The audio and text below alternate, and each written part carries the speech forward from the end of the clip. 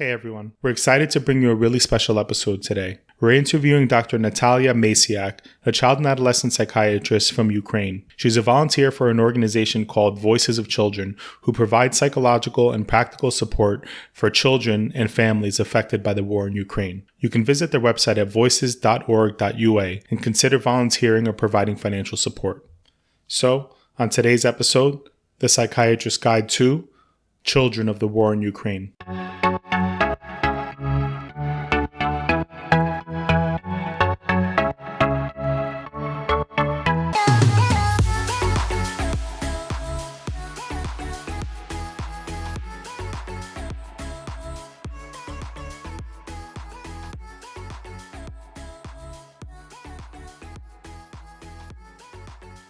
So on the podcast today, we have Nataliia Masiak. Would you like to tell us about yourself in your own words? I'm child psychiatrist. I work in hospital, Western Ukrainian Specialized Children's Hospital. I also work in Foundation Children's Voices, where we provide programs to support children who are suffering from war, and especially for children with neurodevelopmental disorders and behavioral and so on. Yes.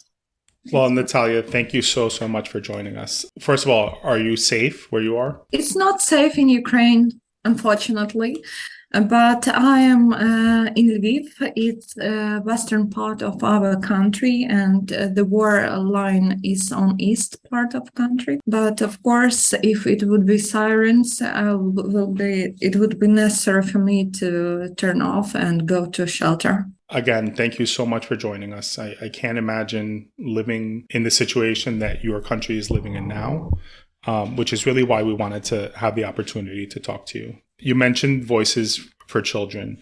Can you tell us a little bit about what the organization does?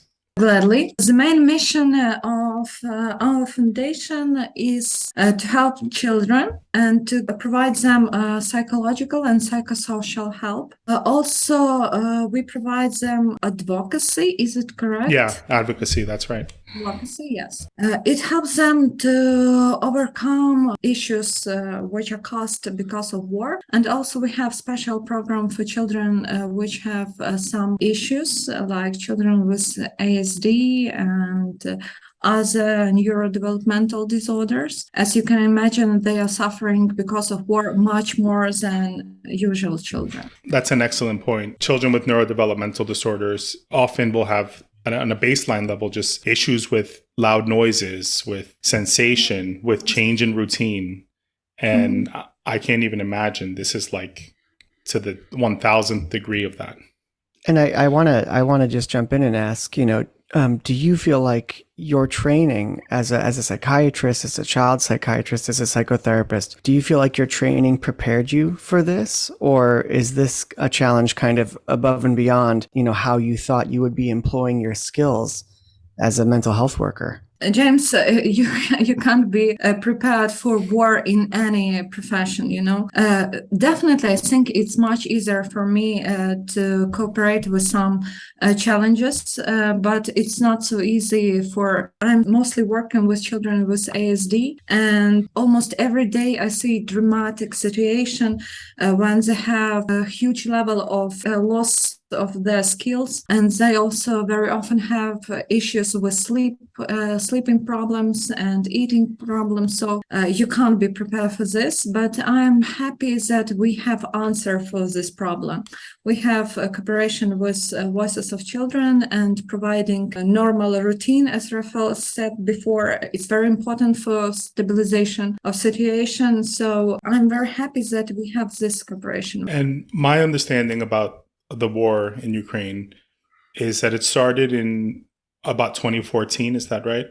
Yes, correct. And I think Voices of Children started as a foundation in 2015. Yes. Right. Yes.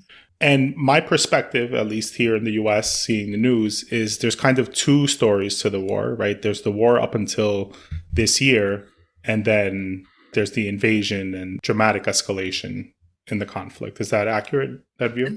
It's correct. War started in 2014, and it was, I don't know, is it correct to say in English? It was annexion of some areas, Ukrainian territory. Yeah, annexation, right? Annexation, yes. Yeah, that Russia invaded the Donbass and Crimea. First Crimea, I believe, right? Yes. So it was the beginning of war, and it was quite war. And now they are bombing us. They call it a special operation, but it's not special operation. It's totally war, and they are bombing the most.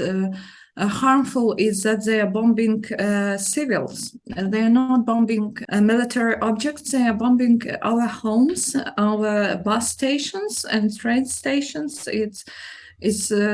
I don't know. Even I'm a psychiatrist. I don't know how to explain their ideas. What they are doing. Can you give us an idea of what the effect of the war has been on the people and on children? To understand the situation, let's look on environment we have now. Yes, we have a real danger for our lives and health. We also have a lot of scary information, and we spend many hours in shelters. And for now, my 7 years old daughter is in school, and I'm definitely worried how the day will come. So it's a huge level of stress in Ukraine, and also there are issues with work, general things like food, like social help. So that's why Voices of Children are not so popular, because we are providing psychological help. But my opinion is the same important like to take care of physical health. That's really interesting. So are you saying that there's a perspective that what you're providing is less important and that money shouldn't be going there? Unfortunately, I think many of people think so, that we give you some money and give you some guns and bombs and give you some food, but not so many people are helping in taking care of mental health. But it's really very important to take care of mental health, to help our children overcome the war situation and to not stuck in war trauma. Yeah, I think part of what draws me to speak with you is just imagining myself in your shoes. Mm-hmm. And I feel like I would have no idea what to do. Like, what do you tell a child, or what do you do for a child or any person whose home has been destroyed, right? Whose school has been bombed? And not only that, what you were describing really to me sounds like a sense of unpredictability. You know, it's not only that these horrible things have happened, it's that you can't be sure what will happen next. And I can imagine that providing some solace, especially to a child, or, you know, trying to shore up their psychological defenses in the setting of that uncertainty. I mean, that seems to me, I can't imagine a more challenging thing in all of mental health. Of course, it's challenging, but it's also a good possibility to raise your resilience level. You know, we have a lot of jokes. It's our strategy to cooperate with those problems and stress level. And, you know, children's level of resilience level is really high. We have good children who are trying to cooperate with this situation. We also involve adult people, parents, to work with children and try to provide such instruments. We have like psychological program of art therapy. Also, we have psychological program of group therapy to children who were not impacted by a war directly, but have some higher level of anxiety because of whole situation and have some sleep issues or social problems because of driving to another part of country. So we provide such help that we can. We have pretty good results, you know. We have especially teenagers who are coming back and tell us we want to have some more group work, and it's really very pleasant for us, and we see the result of our work. And also about children with ASD, you can imagine I had a patient that was in shelter for 14 days. He was staying in shelter with a lot of people, pets, and under the bombing, and it was really horribly stressful for him. He lost his speak skills. He had a lot of sleep issues and eating disorder. But when he came to normal lessons, as it was before, it was ABA therapist and speech therapist and sensory integration. He recovered from this situation pretty fast.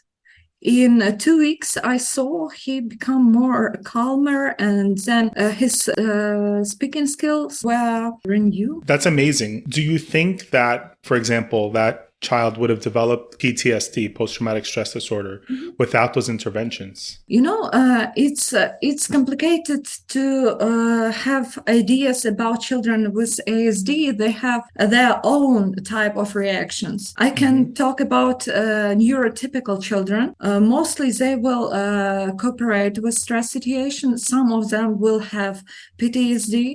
I think from 10 children, 7 will recover, and 3 children will have total PTSD or some signs of Interesting. And talking about children with ASD, it's always more complicated to imagine what will be reaction. Right. But this reaction I see the most common. It's losing of skills. Right. They have some level of skills and they lost. One thing that I tell my patients about, especially about PTSD, but about mental health in general, let me just focus on PTSD because it makes the example clear, that it's really an evolutionarily adaptive process. Like I tell them that if you imagine a soldier in the middle of a war, if they sleep too heavily, then somebody will surprise them, right, and shoot them. If they're not looking over their shoulder, then somebody could jump out and shoot them. And so the symptoms of PTSD are really an evolutionary survival strategy. The problem then becomes when the war is over and you're back to safety, the evolutionary process doesn't undo itself, right? There's not pressure for survival. And so they continue to live like they're in the middle of a war when the area around them is safe. First of all, I wonder what you think of that. You're seeing a war firsthand. What do you think of that idea to begin with? Partly, I agree with you. But when we talk about some diagnoses like PTSD, it's always about dysregulation. And we can talk its normal adaptive reaction. When it is dysregulation, it's not normal. So we can't call PTSD a normal adaptive reaction to a danger situation. So in this part, I don't agree with you. Okay. But it's definitely so when we talk about this reaction ways, when it is safe and you still have this reaction, it's not normal. In Ukraine and among my patients, I see a lot of signs of PTSD, some parts of PTSD, not whole disorder, but some parts of it. And in children, it's a little bit different than adult person. You can see this hyperactivity and sleep problems. It's the most common symptom. Not so much of intrusions, but mostly hyperactivity and emotion swing. Is it correct? Mood swings, yeah. Mood swings. Thank you. I will study English with you. You're very good. So it's the most common thing I can see. On that topic, you mentioned art therapy a few times. Tell me what it's like, how art therapy is delivered, what you see, how it helps people. We have several psychological programs in our foundation. The one of this is a summer camp where children who have some small problems caused by work, like a higher level of anxiety, which were not traumatized by militaries or sexual abuse or something like that. Children who has some signs of reaction, of stress reaction to the war situation, but are pretty in normal condition. And on this camp, we use art therapy instruments, and drawing on camp, it's pretty normal situation. We called it art therapy, but I think it's a good time spending thing. It almost sounds like, yes, there is obviously there is a benefit to art therapy, but it almost sounds as if you're saying that to almost the same extent, what you're trying to give the children back is some semblance of normalcy. You're just trying to allow them to have a place and a time to do things that normal kids do. And it sounds like that in and of itself can be healing when you're surrounded by conflict like this. Is that correct? Totally correct. And I also think that drawing is very normal occupation for child. So I think it's very normal to draw when you're children. And as you know, one of the great instruments to prevent PTSD is to be involved in something. We involve children to drawing pictures to soldiers and to relatives. That's awesome. And it's really very helpful for them. They feel that they are needed in this situation, and they can take control in something.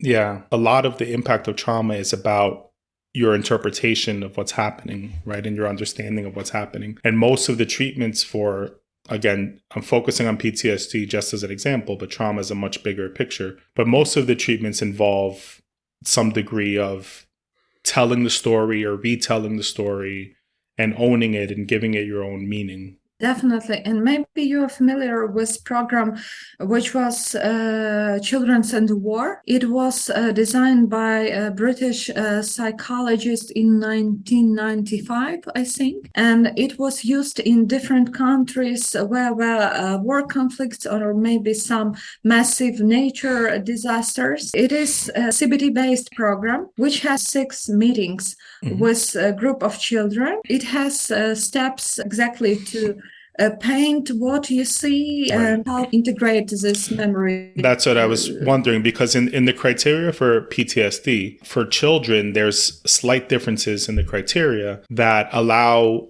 play to meet one of the symptoms. Because a lot of times the children won't talk about the trauma, or they won't even have nightmares about the trauma. But for example, in the United States, after 9/11, what you would see is a lot of little kids would be building blocks and knocking them down over and over. And you could see them replaying the falling of the Twin Towers in their play. And so I'm wondering if you're seeing that to some degree, whether the children are talking about it or whether what's going on around them is coming out through their play and their behavior. Definitely. We see a lot of playing war on the playing grounds. Wow. And no one wants to be Russian. And it's the main reason of conflicts between children. So yes, they are playing war, they are drawing war, and it's totally normal. They are trying to integrate this information to their minds, and it's totally normal. And so part of what you do is you provide them the space to do that. Yeah. One of the things that's so interesting to me hearing you talk, doctor, is how it's almost as if the diagnosis of PTSD or the identification of trauma in some ways is moot. And it almost seems like you are rightly just assuming that being in this environment, these children have an exposure to some degree of trauma that will lead to some degree of pathology. This is correct, but also we have some group of patients who are really injured by war more seriously. They need individual psychotherapy, and they are getting individual psychotherapy. Also, if we talk about children who were raped by Russian soldiers, of course, they have some physical injuries. That's why they stay in hospital, and there they are getting psychotherapy or providing to some other countries, because to change a country is also helpful for them. So it's not so, not everything is so sunny. We have children with real problems. We read that in times of crisis and war, part of what our profession has to do is triage and try to find out who's really the most impacted and needs an escalation in the level of care, and also kind of provide general help for the population in general. And that's kind of what you're describing firsthand. The organization is out there on the ground and seeing people, right, and offering support to everybody, but some people will very clearly have a higher need, right? And that Definitely, and it will be harmful for them to go to group therapy, to the general, right? group Exactly. interventions, or go to the summer camp when you have real problems and a real trauma. It's not good, not helpful for them. It will be, but not for now. For now, Not they right. Exactly. individualized help and good trauma focus or EMDR therapy to recover from this situation. I'm happy to hear that you're following the same standards of care that we are here in the United States, especially during war, right? It sounds like you're providing really high quality care. I want to think so. It's not always so, as you can imagine, but we try to do our best. We are really using international protocols and recommendations, but there's no any recommendations about war. About what you do here. Yeah. But no, but it's an important point, because evidence-based medicine is what we deal in, right? It's what we have to offer. And we don't offer people hopes and wishes. We offer them what we know works. And the fact that you're still focused on providing that high level of care, even with what's going on around you, is really commendable and really impressive. Not only that, I imagine that as this conflict continues, you are becoming the experts in this. And I'm wondering if you see any part of the foundation or any part of the work you do going forward. Is it going to be educating other providers on how to treat this? Is it going to be taking what you've learned and disseminating that? Is that part of your mission? Yes, we think about it. Unfortunately, we don't have enough hands to do this part of work, but we have some ideas that we created and we are testing them and see good results. So we definitely will have some expertise about what to do in such situation. Unfortunately, we have such experience, and but I do really hope that the war will finish tomorrow and everything will be okay and we'll be on the same level. Yeah, but that's an important point, because you're underfunded, right? Your organization needs support. And, we should be supporting you just out of the goodness of our own hearts, but maybe from people who might need a little more motivation. The next conflict could be here in the US, right? And we could be turning to you to tell us what to do. And so it's also in our interest to help you be able to provide the care and to do the research and to really push the boundaries of providing mental health treatment during an armed conflict. Most of our audience is American, or from other parts of the English-speaking world as well. What can we do to support your work? I think most foundations will say in this part a donation, but not about us. You can propose your time. We have a very good story about American teacher who offered his time, and for now he study English to our volunteers. He's volunteering in our fund, so you can offer your time, you can offer your knowledge. We also have, not our foundation, but Ukrainian specialists have cooperation with Stanford University. They are providing for free lectures about child psychiatry and psychotherapy, and it's very important to get the latest in news in medicine and psychotherapy and get it for free.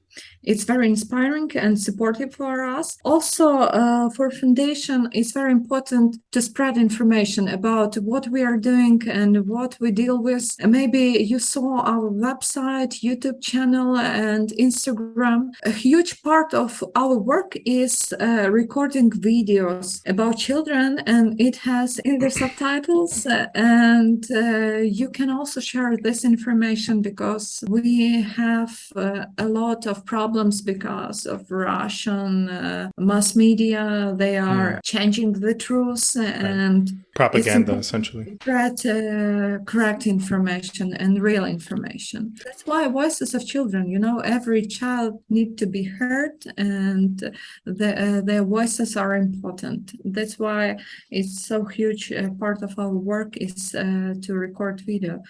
And some part is about donation. If you want to support our work through the money, you can do it. How do you personally deal with the conflict and what's going on around you? like a psychiatrist, as you are colleagues, we have a higher level of resilience, and good mood and jokes are really helpful in this situation. We also, it's very important to have good team. I'm very happy because I have good team in hospital, I have good team in foundation, and we are supporting each other. Also, it's important to have good sleep when it's possible, when it's no sirens and some other problems. So basic principles of taking care of myself, like sleep, food, and workout, and some pleasant Relaxation activities. resource activities. Yeah. I can't think of the word either. Okay. I think you speak English just as well as we do, honestly. Seriously, yeah. I agree. But I would also imagine that just the sheer importance of the work propels you forward. I can't imagine doing something of more consequence. And I think that, it's funny that you answered that question by saying, we're psychiatrists, we're trained to do this. And I think a lot of that comes from the idea that we are helping, that we're making a difference. And clearly you are doing more than that. You're more than helping. You're more than making a difference. You're in many ways kind of showing us the path forward in terms of how we deal with this. And I think it's just incredibly important work that you're doing. I'm so happy that there are people like you out there willing to do it. And it seems like you have this boundless amount of energy and optimism, and it's really infectious. And it makes I'm sure others want to help. It makes us hopeful. So I really appreciate that. And thank you for that.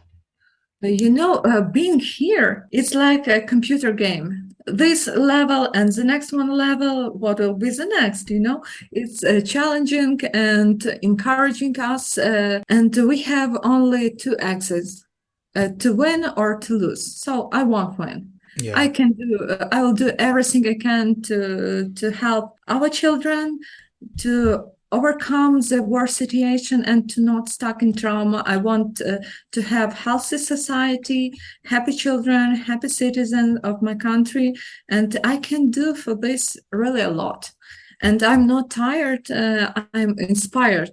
It's also, I have a great opportunity to see a lot of great situations that are coming around, like when small children are singing to get money and to support soldiers, when old people are giving their money to help somebody else, when my neighbors take some people from east part of Ukraine where is a war line to live with them.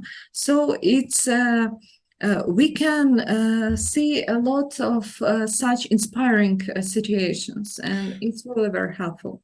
I think it speaks to the sense of purpose, the importance of having a sense of purpose for mental health. And I think we can kind of feel it in this conversation.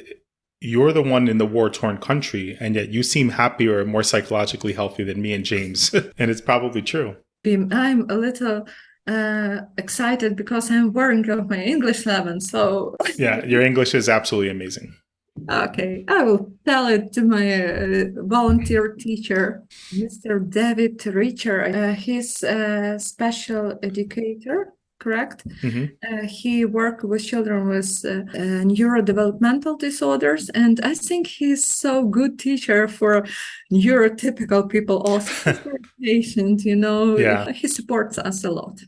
Excellent. What else? Is there anything else that you would like our audience to know? You can subscribe our YouTube channel, and we have really very good videos. You'll be inspired even more by watching them. There are kids' stories, how they cooperate with stress, and you will be impressed greatly. Because the latest video is about a boy who wants to play a rock he plays on drums, and he came a lot of he had a lot of challenging thing because he's from east of Ukraine, and he moved to the central part, and then he's in the west part of Ukraine, but he's looking for a possibility to play music, to do what he likes to do. And you watch this and think, oh my God, you're awesome. So it sounds like what you're saying is what you said from the beginning, that the most powerful thing we can do is listen to the voices of the children. Yes. Well, Dr. Masiak, thank you so much for joining us. Again, I can't imagine being in your situation, doing what you're doing, and then also taking the time to talk to us. We really, really, really appreciate it. Definitely. It was an absolute honor having you on and hearing your story. Thank you for invitation. Good people have to win, and glory to Ukraine. And I'm sure that with your support, with your help, that you are not staying by what is happening, but you're interested. It's also very important for you to watch at us. We are not alone. We feel your support. We know that billions of dollars from United States are coming to Ukraine, and we are really very grateful for this. Don't think that we don't know this. We feel and see your support, and also your soldiers are coming to this small country to support our people, to support freedom, and to support truth. Your desire to make a video with psychiatrists from Ukraine, not from Russia, is also very important. Another one possibility for us to spread true information about what is happening. Absolutely. Yeah, I don't think I've ever experienced the American people caring so much about another country as they do care about Ukraine right now. Yeah, I think it's easy for Americans with our history to see ourselves in you and to see our story reflected in your story. And it's you're right. It's there's something, it rings true. It's just it just feels right to support your side. It's that kind of thing that like deep down in your heart, this is the right thing to do. It's the right thing to be supporting you in any way we possibly can. And we're so glad that in some small way, we can be part of that and be part of amplifying your message. Dr. Nataliia Masiak, it's really an incredible honor. Thank you. Thank you.